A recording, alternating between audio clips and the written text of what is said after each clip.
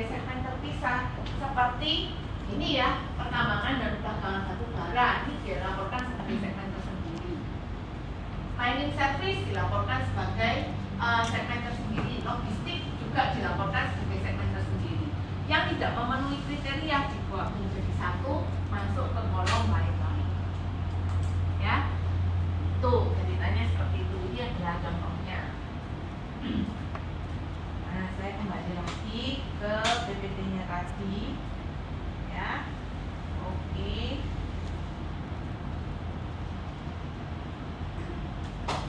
Nah, ini saya tadi bilang, kalau dilaporkan sebagai segmen yang terpisah, dia harus memenuhi paling tidak satu dari 3 karakteristik ini. Ya, cukup satu, nggak usah tiga-tiganya, satu aja, maka dia akan dilaporkan sebagai segmen yang terpisah. Ya, apa tuh? Gitu ya, harus dites, gitu ya. Harus lolos 10% revenue test, harus lolos 10% asset test, harus lolos 10% profit or loss test, ya. Nah, kalau nggak lolos tiga-tiganya Bu, ya berarti akan dikumpulkan jadi kategori tadi ya, kategorinya lain-lain. Nah, ya, kalau di sini katanya all other category, ya, atau kategori lain-lain.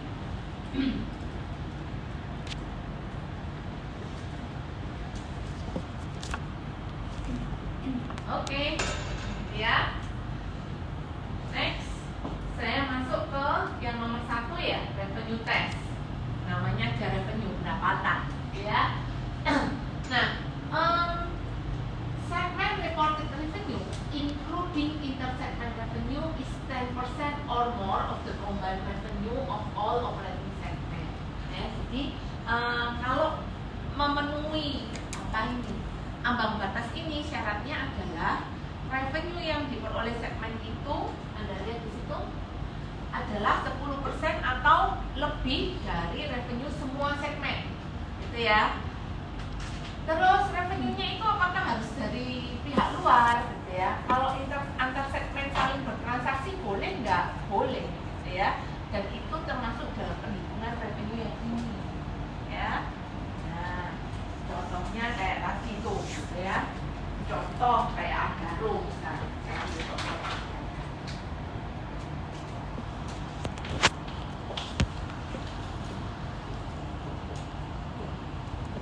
Tadi dia punya segmen coal mining, ya, pertambangan, coal mining.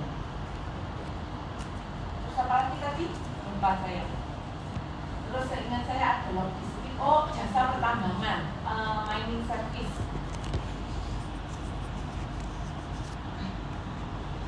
Terus ada logistik.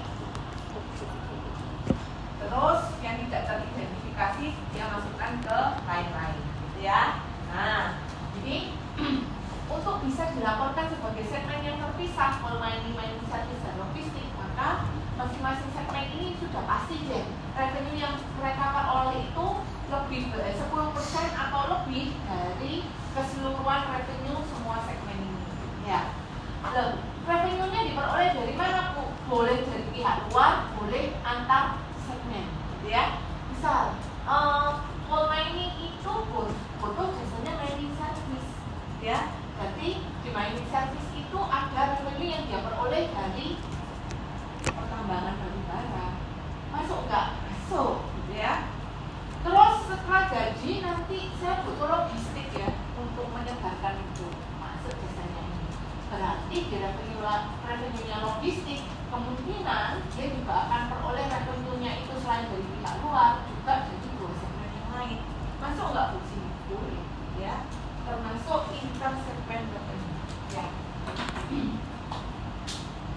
Oke, nah, jelas ya. Itu yang dinamakan 10% revenue test. Nah, contoh nih, gitu ya. Contoh, gitu ya. Ini ada perusahaan X, dia punya segmen transportasi, oil refining, ya, penggilingan minyak, ya. Lalu asuransi dan finance. Ini adalah operating segment revenue, ini intersegmennya, gitu ya. Terus yang di situ adalah total segment revenue. Jadi kalau hitungnya berarti operating segment revenue itu revenue yang dia peroleh dari pihak ketiga ditambah dengan intersegment revenue. Hitungnya seperti itu ya, pokoknya revenue semua yang dia dapatkan kita tambahkan. Untuk transportasi 60 kalau di total gitu ya. Untuk oil refining 885, dari eksternal dapat 405, intersegmennya 480, dia dapat 885. Dan seterusnya untuk asuransi dan finance. Nah kalau di total, gitu ya, total segmen revenue-nya 1.500, threshold-nya 10%. Berarti yang revenue-nya 150 dan ke atas, maka dianggap sebagai segmen yang terpisah. Apa aja itu? Transportasi dan oil refining. Ya, gampang ya, caranya gitu. Pokoknya kita hitung semua revenue-nya. Terus setelah itu kita cek 10% dari total revenue berapa. Siapa aja segmen yang bisa melampaui itu, ya, mencapai atau melampaui. Ada pertanyaan sampai di sini? Ini berarti bikin revenue dari berapa persen keuntungan atau bukan gitu? Bukan keuntungan, revenue yang akan sendiri. Baru pendapatan ya, belum dikurangi biaya ya. Nah, baru revenue gitu ya, yang akan sendiri kalau di income statement ya. Oke, ada pertanyaan sampai di sini? Bisa? Terus, saya lanjut dulu ya. Yang berikutnya 10% aset test gitu ya. Kalau tadi 10% dari total revenue gitu ya. Kalau yang kedua 10% dari total aset semua segmen nih gitu ya. Segment asset are 10% or more of the combined asset of all operating segment gitu ya. Nah, combined includes all other, termasuk yang sini nih gitu ya. Nah, use the segment identifiable asset, aset-aset yang teridentifikasi aja gitu ya. Kalau yang nggak teridentifikasi nanti aja, biar urusannya headquarters gitu ya. Nah, general corporate asset may be excluded or included, consider organization of asset for decision making purposes. Jadi gini, kalau kan kadang-kadang gini Bu, dia punya aset, dia juga punya aset, ini punya aset. Selain asetnya ini juga ada asetnya bisnis enterprise secara keseluruhan. Masuk nggak nih dalam perhitungan ini? Nah, itu diserahkan kepada CODM-nya ya, Chief Operation Decision Maker-nya. Tergantung dari pemanfaatan aset yang dimiliki oleh bisnis enterprise itu ya. Jadi ada kemungkinan nih gitu ya, kalau semua asetnya dari segmen itu saya tambahkan, kok gak cocok ya sama total aset yang ada di laporan keuangan. Iya, yang kamu tambahkan hanyalah asetnya yang dimiliki oleh segmen-segmen itu. Tapi yang punya bisnis enterprise nggak terhitung di sini, gitu ya. Nah, bisa bayangin ya, gitu ya. Terus, Bu, enaknya gimana ya? Dimasukkan apa enggak? Nah, itu terserah masing-masing perusahaan sih, gitu ya. Untuk menentukan threshold 10% itu general asetnya mau dimasukkan atau enggak dalam itu terserah masing-masing perusahaan. Kemudian, nah, ini contohnya. Misal nih, ini kan sudah ada asetnya nih. Transportation asetnya 700 ya, oil refining 950, insurance 180, finance 1170, jadi totalnya 3000. Terus kalau dikalikan 10%, berarti kan thresholdnya 300 ya. Siapapun yang memiliki aset 300 ke atas maka akan dilaporkan sebagai segmen yang terpisah. Siapa tuh? Transportation, oil refining sama finance gitu ya. Tapi beda cerita kalau CODM nanti memutuskan general aset akan diperhitungkan dalam threshold. Oh, general asetnya berapa? Oh, general asetnya katakanlah 1000 ya.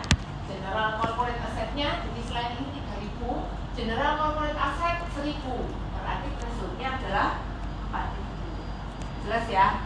Terus dikalikan 10%, 400. Siapapun yang punya aset 400 ke atas, maka dia akan dilaporkan sebagai segmen ya. Itu yang dinamakan tadi general corporate asset itu bisa dimasukkan dalam perhitungan threshold, bisa tidak. Ya, kalau dalam contoh ini enggak, ya. Cuman murni asetnya masing-masing segmen aja yang diperhitungkan dalam threshold.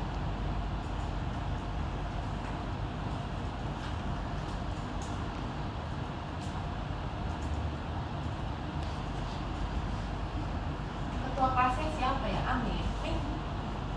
Siapa bertanya? OTA ya, lali ya. Ketua kelasnya siapa Pak Elsa? Berapa jam? Oke. Nanti kita akan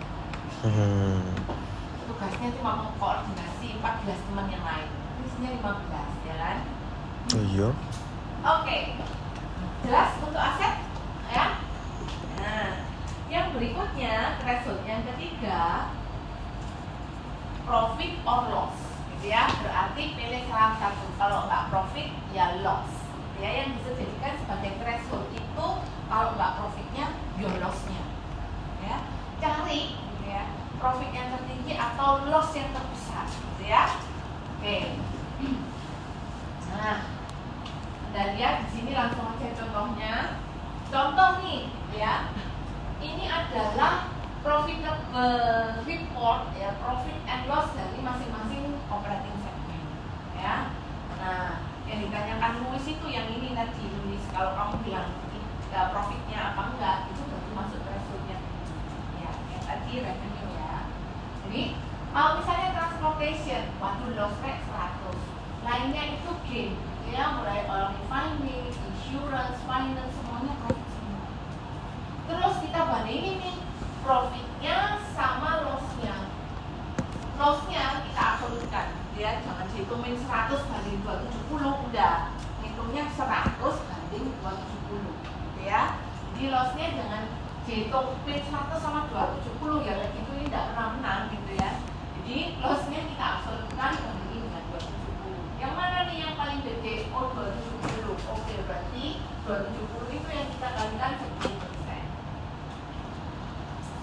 Ya. Jadi siapapun segmen yang punya keuntungan 27 ke atas atau punya kerugian 27 dan lebih banyak daripada itu, dia harus dilaporkan sebagai segmen yang terpisah. Ya.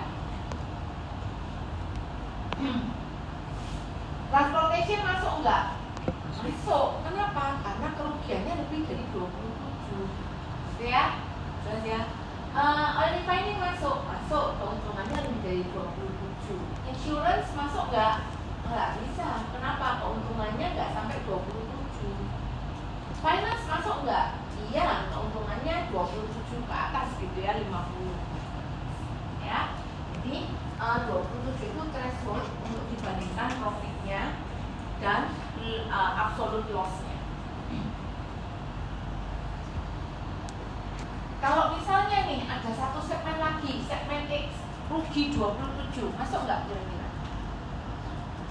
Masuk nggak? Ada satu segmen lagi.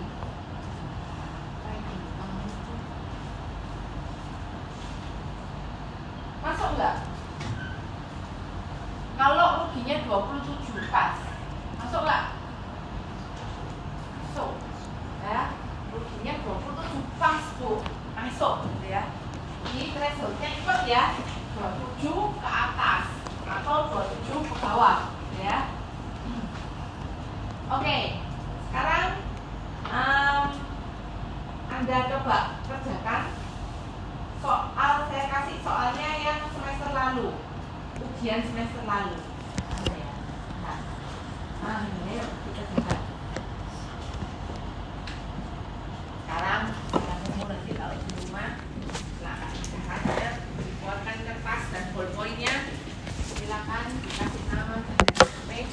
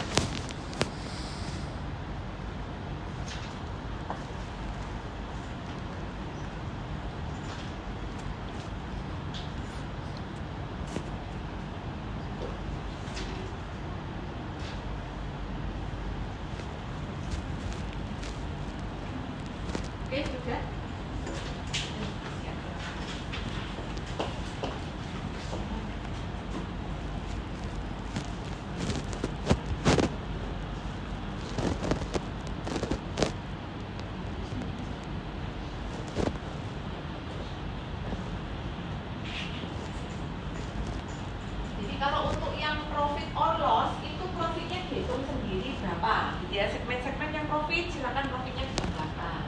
Segmen yang mengalami loss disendirikan ya, jangan dihitung jadi satu, cuma aku nggak boleh. Tidak tadi ya. Jadi segmen yang untung disendirikan, di total keuntungannya berapa. Segmen-segmen yang rugi disendirikan, di total kerugiannya berapa. Nah, total keuntungan sama kerugian ini kita pilih yang mana yang magnitude-nya paling tinggi. Paling besar, gitu ya.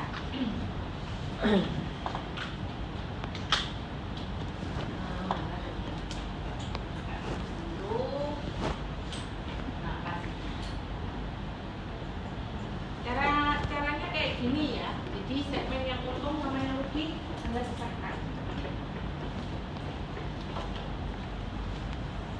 Ya, segmen yang untung, untungnya di total, segmen yang rugi, ruginya di total.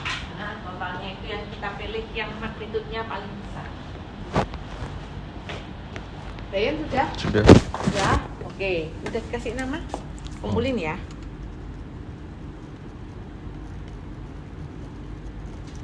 Masih. Kamu udah ngambil kan ini? Udah. Yang lalu dapat berapa?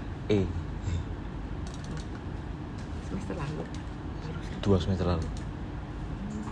Tapi AKL 2 aman. Ya, dua nggak bisa ngambil. Bisa. Bisa. Prasyaratnya berubah. Prasyaratnya sekarang bisa ngambil AKL 2 tanpa lulus AKL 1. Oh, apa tuh? Akun. Tahu sih. Kamu ngambil AKL 2 juga berarti semester ini tuh. Sudah selesai.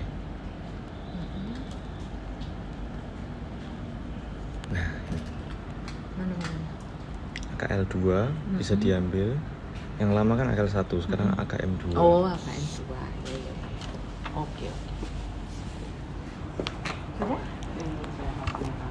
Berarti AKL 2-nya udah lulus? Udah. Udah.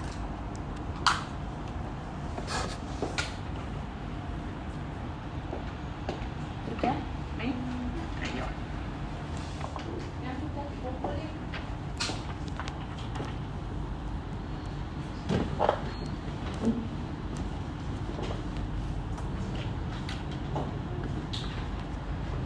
Brian itu berarti kurikulum baru ya? Iya. Oke. Info Bu Yeni.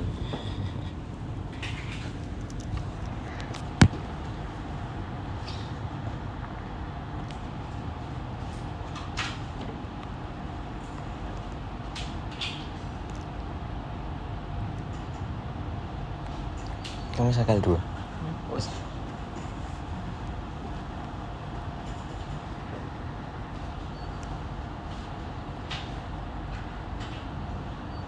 Kenapa ngulang ini? Bapak, 5 menit lagi tak D. kumpulin ya? D atau D? Jangan lama. Kasihan nanti. Mei. Udah selesai gitu ya. Nama-namanya Sudah nak? terus semua sales dijumlahin masing-masing lalu dikurangin sama X-nya. Iya kan udah ada orang soalnya tadi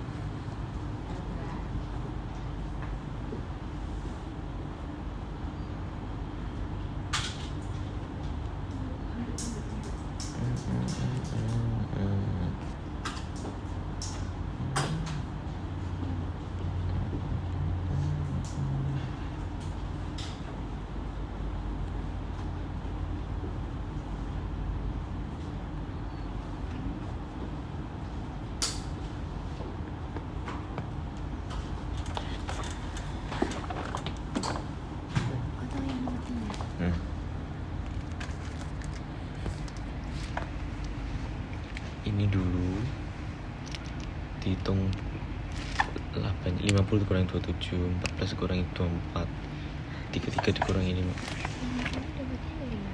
Pendapatan sales tambah sales dikurangi expense. Sales is expense, sales is expense.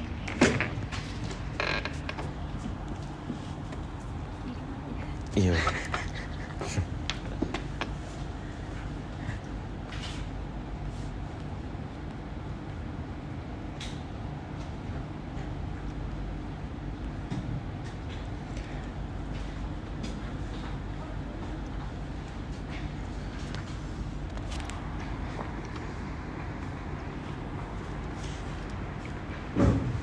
Bener kan?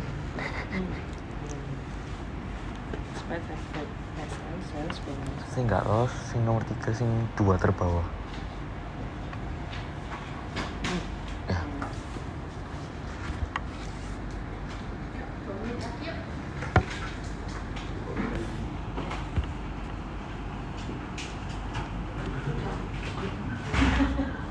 Sampai bener. Sampai bener.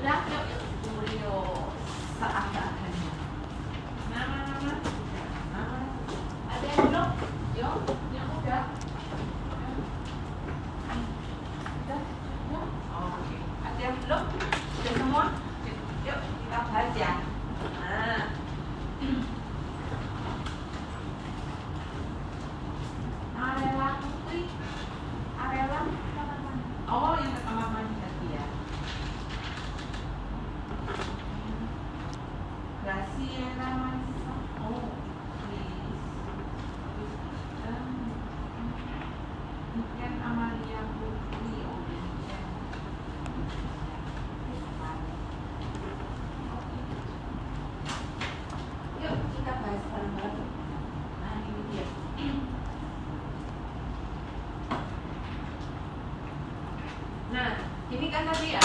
Oke. Yang pertama, revenue. Gimana sih ngitung revenue? Pokoknya dijumlah aja ya revenue-nya ya.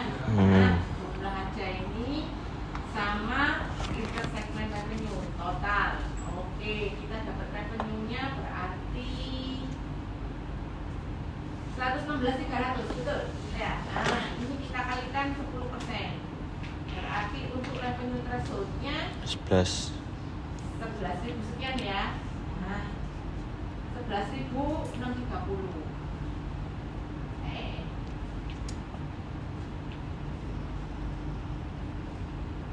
Oke. Terus berarti mana aja nih yang masuk? Revenue threshold yang masuk mana aja nih? Oil refinery, plastik. Oil refinery. Oil refinery. Plastik. Plastik. Masuk semua dong gitu ya.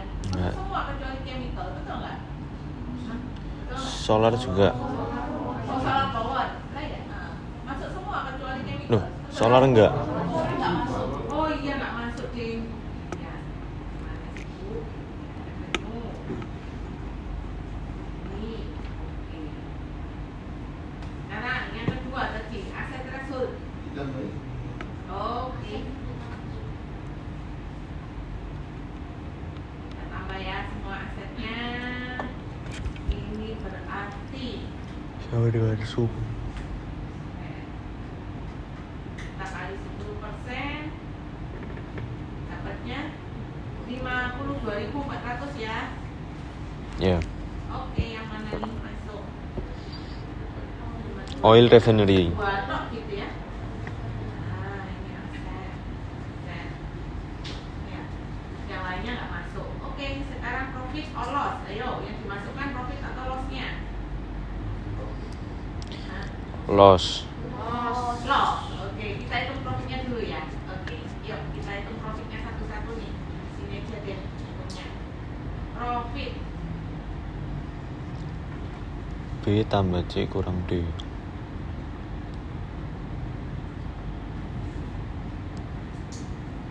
Ini ya, semua revenue dikurangi dengan expenses.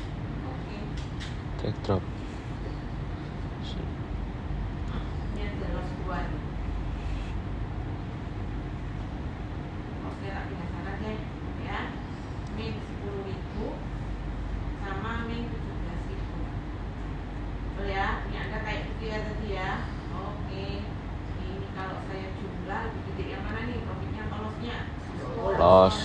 Oke, threshold kita berarti ya. Nah, kalau ini kok bisa semua sih? Kalau di ujian kok nggak bisa? Nah, tadi ini threshold-nya tak kalikan 10%.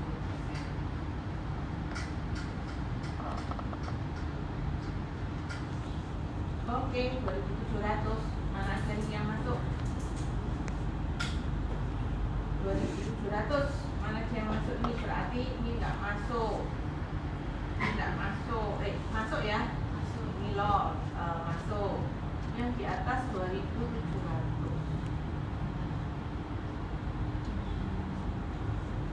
Ini ya? Masuk semua kan loss-nya ya? Nah. Oke, gitu ya. Jadi untuk profit and loss yang masuk, yang nomor 1, 2,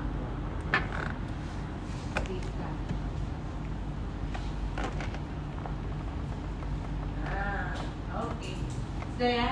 Jadi yang jadi reportable segment adalah oil exploration, refinery, sama plastik. Ya. 3 ini yang masuk ya. Kan cukup salah satu dari 3 threshold, gitu ya. Loh Bu, yang ini plastik kok masuk, aset kan nggak masuk, nah, kan cukup salah satu dari 3 itu, gitu ya. Nah, berarti yang jadi reportable segment adalah oil exploration, refinery, and plastik. Yang chemical sama solar power bukan termasuk reportable segment. Oke ya, gampang kan dari sini. Nah, terus ditanyain lagi misalnya nih, loh 3 itu cukup kah? Ya, 3 itu cukup kah? Maka itu kita butuh yang namanya additional additional test. Additional test itu gimana? Pokoknya nih, gitu ya, 75% dari external revenue dari reporting segment itu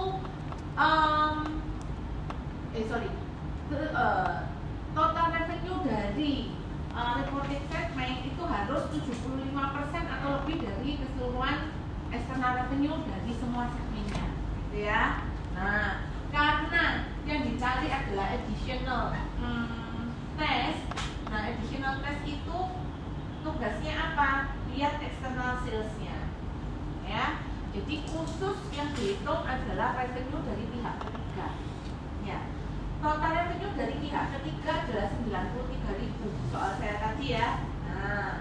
Nah ini kalau additional test berarti 93.000 itu saya kalikan 75%. Nah hasilnya berapa tuh?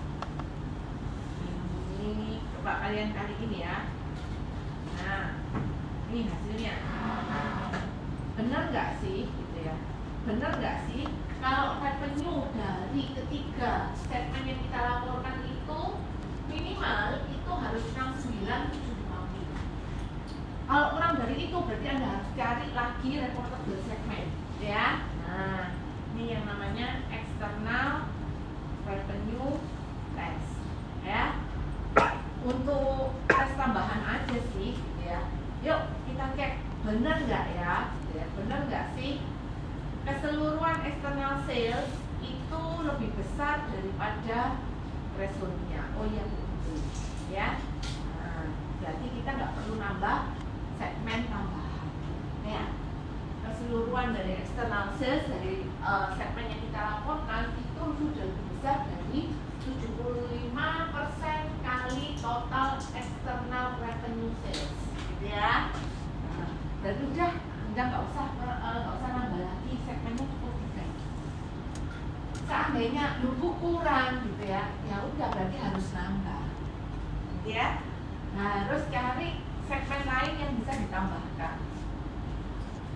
Loh, lah segmen yang lain tuh nggak ada yang masuk ya Bu, ya nggak apa-apa. Berarti untuk segmen lain yang Anda putuskan untuk dilaporkan sebagai segmen tersendiri itu berarti di bawah apa ini? Judgement dari CODM-nya tadi. Ya, terserah mau dimasukin yang mana sebagai reportable segmen.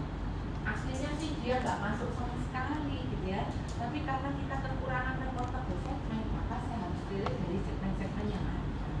Ya. Kira-kira kalau misalnya Anda ditanya nih, Anda kan CODM-nya gitu ya.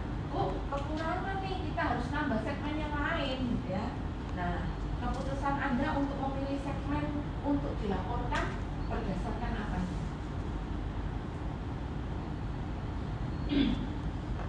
Kurang ibu gitu ya. Reportable segmennya cuma 3, tapi begitu dicek ya, external revenue dari 3 segmen itu nggak nyampe 75% dari external revenue seluruh segmen. Kita harus nambah segmen, ya.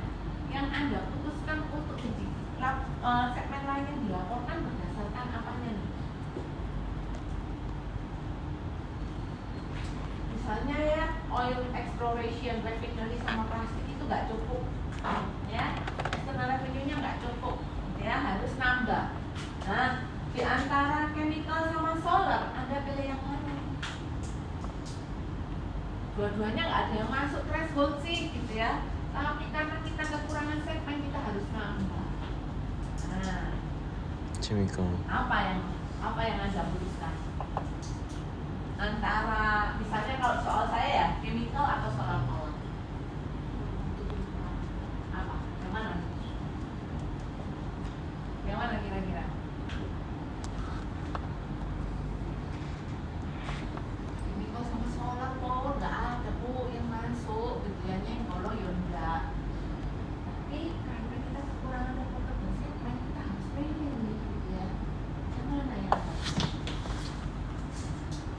Kalau Hani, apa? Yang paling besar apanya nih? Yang paling besar external revenue-nya. Kenapa? Ya biar nutup aja Bu gitu ya. Jadi biasanya paling gampang ya gitu ya. Tapi sebenarnya itu terserah CODM ya. Segmen mana yang dia anggap penting untuk dilaporkan sebagai segmen yang terpisah, meski meskipun nggak masuk salah satu pun dari ketiga threshold itu, ya. Tapi memang yang paling praktis adalah pilih yang external revenue-nya paling gede. Kenapa? Ndang cepet ditutup gitu ya. Biasanya nggak usah nambah segmen banyak-banyak, ya. Jadi nanti kalau external revenue tesnya itu tidak mencukupi, berarti Anda harus melaporkan additional segmen ya, meskipun tidak memenuhi satu pun dari ketiga threshold. Oke ya, beres ya sampai sini. Nah, berarti kita beralih ke segmen interim reporting.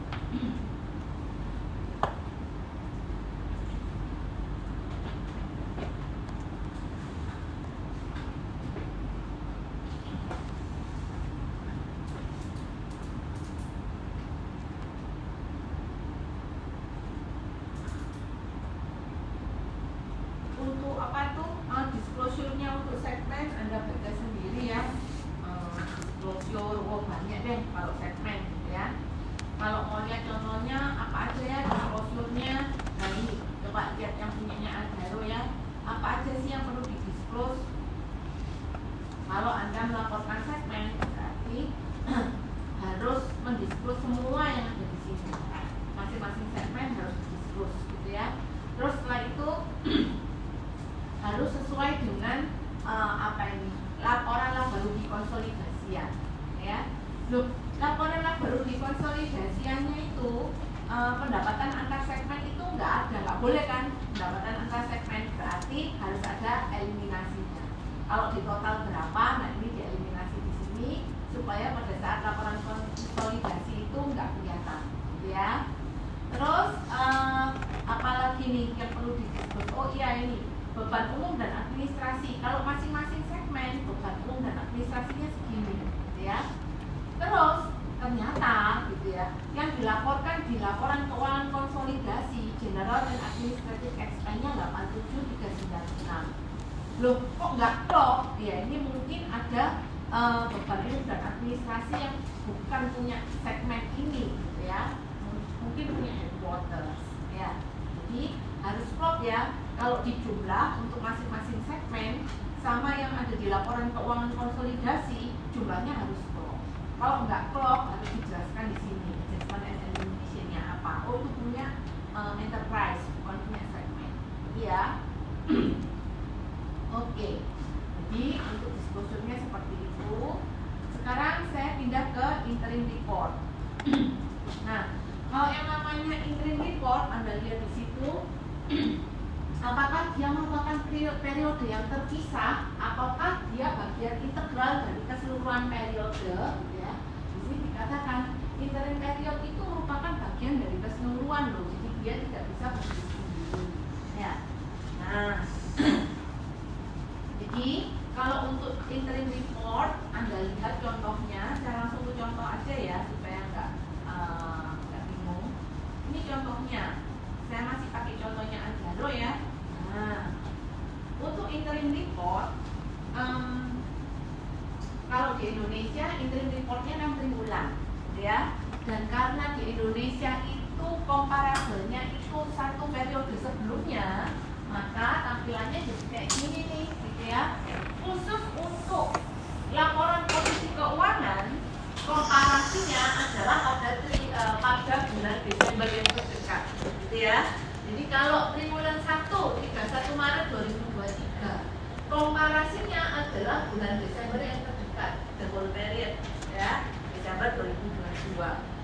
Tapi untuk laporan keuangan yang lain dia akan dilaporkan sesuai dengan dikomparasikan sesuai dengan periode triwulanannya. Nah, contoh. Kalau laporan ini masih laporan posisi keuangan. Nah, laporan laba rugi. Kalau 31 Maret dibandingkan dengan 31 Maret periode berikutnya. Ya. Terus kalau laporan perubahan ekuitas sama ya, kalau laporan perubahan ekuitas gitu ya, untuk yang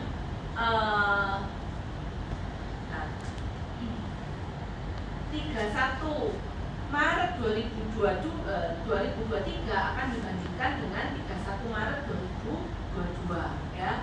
Ini periode komparasinya. Yang lain pokoknya yang statement of financial position, ya. Jadi kalau statement of financial position akan dikomparasi dengan bulan Desember terdekat atau annual report yang terdekat, ya.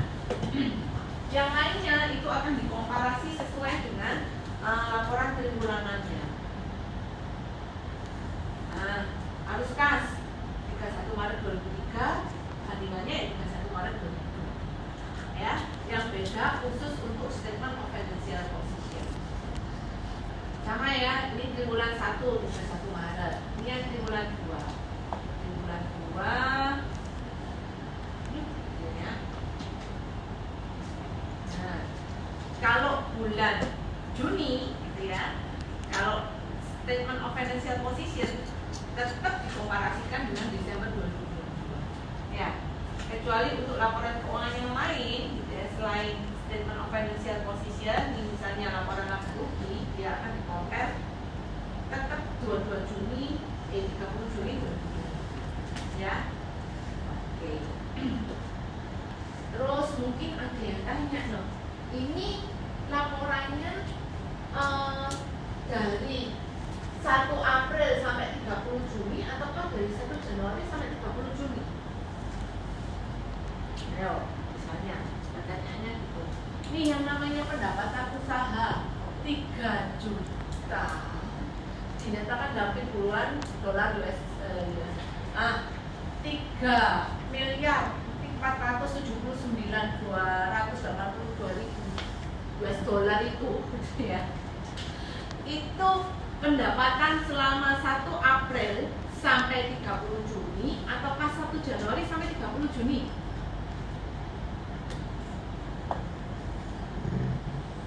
Ya, kan gitu ya. Kalau interim report kan katanya tadi dibagi dalam 3 triwulan gitu ya.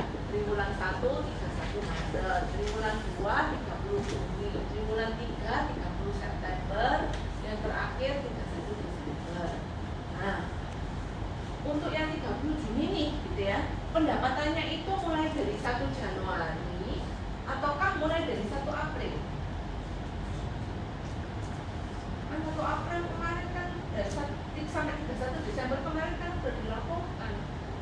Jadi yang ini apakah dari 1 Januari ataukah mulai dari 1 April?